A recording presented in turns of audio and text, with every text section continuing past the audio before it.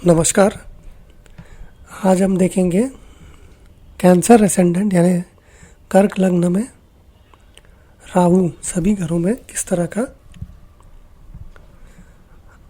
Result देता है। राहु राहु अगर पहले भाव में है, पहले भाव में कर्क राशि है, तो कुछ शरीर में कुछ तो समस्या रहेगी, कमी रहेगी या समस्या रहेगी। मेंटल मतलब माइंड में, दिमाग में भी कुछ ना कुछ बेचैनी, चिंता, कुछ ना कुछ एंग्जाइटी, यही चलते रहेगा। मतलब खुशी नहीं रहेगी लाइफ में। खुशी पाने के लिए जूझते रहेंगे, लेकिन वो स्वभाव वैसा नहीं रहेगा। राहु अगर दूसरे भाव में है तो लियो में, सिंह में, तो वेल्थ का भी लॉस हो सकता है। अच्छा, उसके कारण दिमाग में बहुत डिस्ट्रेस, टेंशन, चिंता चलते रहेगा। और कर्जा वर्जा भी हो सकता है। कर्जा लेने के बाद फिर वापस वही कर्जा चुकाने की समस्या से प्रॉब्लम, मतलब उसके बारे में ही सोचते रहने का। और राहु अगर तो दूसरे हाउस में है तो इंसान के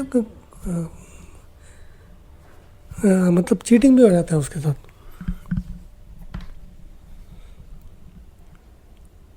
और बाद में फिर वो ज़्यादा ये हो जाता है, मतलब डर में रहता है। राहु अगर तीसरे भाव में है तो वर्गो, कन्या में है, तो भाई बहनों के साथ अच्छा ये नहीं रहेगा, रिश्ता नहीं रहेगा।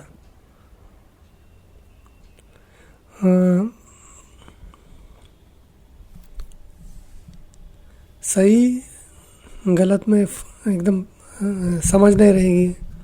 और कुछ भी करेंगे, मतलब गलत चीज़ें भी करेंगे, चालाकी दिखाएंगे, लेकिन बिंदास रहेंगे। बिंदास रह के क्या, कुछ भी उल्टा सुल्टा काम भी करेंगे।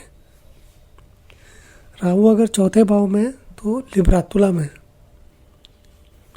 तो चौथा भाव होता है सुख का, तो उसमें कुछ ना कुछ बाधाएं आएंगी, मन की शांति नहीं रहेगी, मदर के साथ अच्छा रिश्ता नहीं रहेगा, प्रॉपर्टी का नुकसान हो सकता है, और बर्थ प्लेस पे सुखी नहीं रहेंगे। लेकिन बाद में थोड़ा बहुत खुशी मिलेगी, लेकिन होशियार जरूर रहेंगे, चालाक रहेंगे, होशियार से ज़्यादा चालाक रहेंगे। राहु अगर पाँचवें भाव में है यानी स्कॉर्पियो में, वृश्चिक में,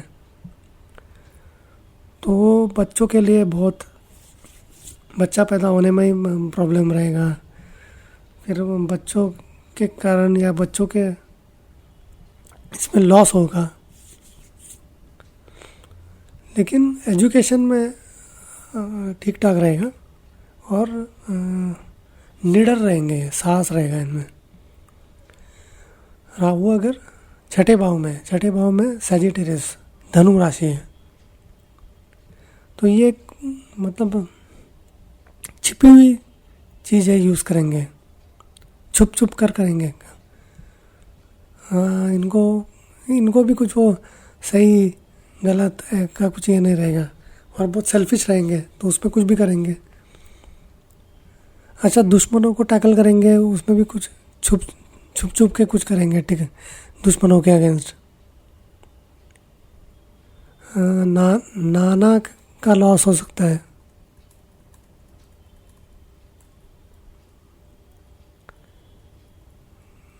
तो सेल्फिश रहेंगे बहुत। राहु अगर सातवें भाव में है यानी कैप्रिकॉन, मकर में है, तो पत्नी के साथ कुछ परेशानी रहेगी। नर्वस हो जाएंगे, नौकरी में भी कुछ लॉस हो सकता है। मेहनत बहुत करना पड़ेगा, मेहनत करेंगे फिर वो फ़ायदा होगा। सेक्सुअल प्लेजर में कमी आएगी और रोज़मर्रा की ज़िंदगी में भी समस्या। लेकिन सेल्फिश तो ज़रूर रहेंगे, चालाकी दिखाएंगे। राहु अगर 8वें भाव में है तो एक्वेरियस कुंभ में, तो रोज़मर्रा की कामों में इनका प्रभाव रहेगा। काम फटाफट करेंगे, पेट की कुछ समस्या हो सकती है और एंजाइटी रहेगा इनको, बेचैनी रहेगी, चिंता रहेगी। राहु अगर 9वें भाव में है तो पाइसेस मीन में है, तो किस्मत इनकी इतनी अच्छी नहीं रहेगी और ये बाहर ही दिखाएंगे बहुत सही। तो बिगिनिंग में तो बहुत चिंताएं रहेंगी, इनसे परेशान रहेंगे, बाद में फिर ठीक हो जाएगा। और ये सेल्फिश रहेंगे, मतलब डिप्लोमेसी दिखाएंगे, लेकिन वो डिप्लोमेसी किस तरह की रहेगी, सेल्फिश रहेगी, खुद के बारे में ही सोचेंगे।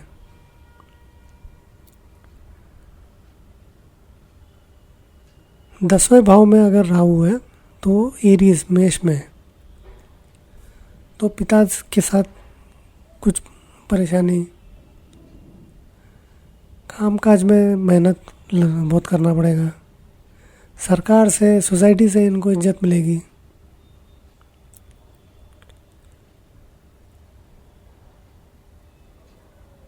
वो भी कब मिलेगी, पहले परेशानी होएंगी फिर उसके बाद। आर्टिस्टिक रहेंगे ये और मेहनती भी रहेंगे। राहु अगर 11वें भाव में है तो टॉरस वृषभ में है, तो पैसा वैसा तो आएगा इनका कामकाज से। इंटेलिजेंट रहेंगे, कॉशियस रहेंगे। हाँ, वो पैसा कमाने में भी कुछ इधर उधर मार के ज़्यादा कमाने की कोशिश करेंगे। राहु अगर 12वें भाव में है तो जमीनाएँ मिथुन में, खर्चा वर्चा एकदम ठाठ में खर्चा करेंगे, ठाठ में रहेंगे। ठाठ से रहने का इनको शौक रहेगा, तो उसके कारण खर्चा बहुत होगा। लेकिन ऐसा नहीं करेंगे कि वो ज़रूरत से ज़्यादा खर्चा करेंगे, अपने हद में करेंगे और इनके पास पावर भी रहेगा।